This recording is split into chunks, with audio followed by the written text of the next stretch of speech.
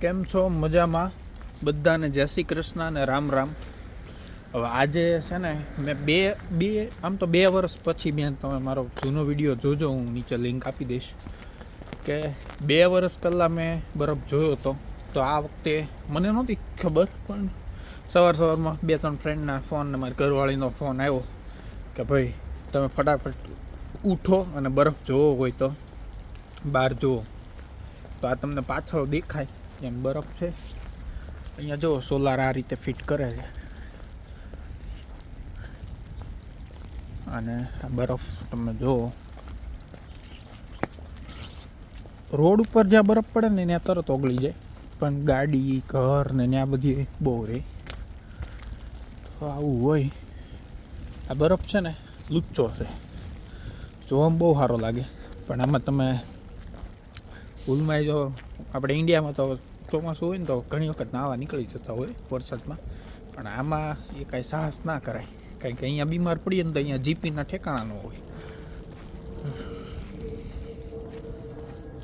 તો મજા આવી આજે બરફ જોવાની. અને આપણે ગુજરાતીમાં તો બરફ કહેવાય, પણ જુનાગઢ બાજુ તમે જાઓ ને તો ત્યાં બરફ ન કહે, ત્યાં બરફ કે બરફ. એમાં ઓલો ગોલાવાળો આવે, આપણે તો સુરત તો અમે ગોલાવાળો કહીએ, પણ ત્યાં એમ કે બરફવાળો આવે, બરફ બરફ. હવે તમે લોકો આવું સાંભળ્યું છે કે નહીં, કોમેન્ટ કરીને મને કહેજો, અને તમે ક્યાંથી જોવો છો એ કોમેન્ટ કરજો. જો અત્યારે આ રીતનું માહોલ, જો અહીંયા મસ્ત વાત, આમ પાણી જતું હોય ને એવું આખું ઝરણું છે, તો અવાજ આવે.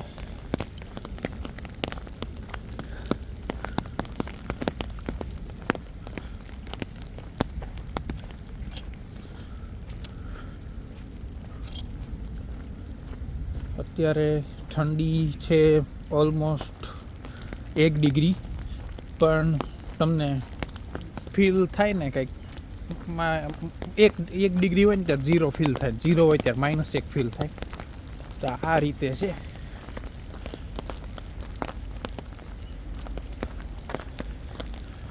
કોઈ બહાર નીકળે કે ન નીકળે, પણ ડોગીને બહાર નીકળવું પડે. એટલે તમને બતાવું, થોડીક ઝૂમ કરીને, બહુ આઘા છે.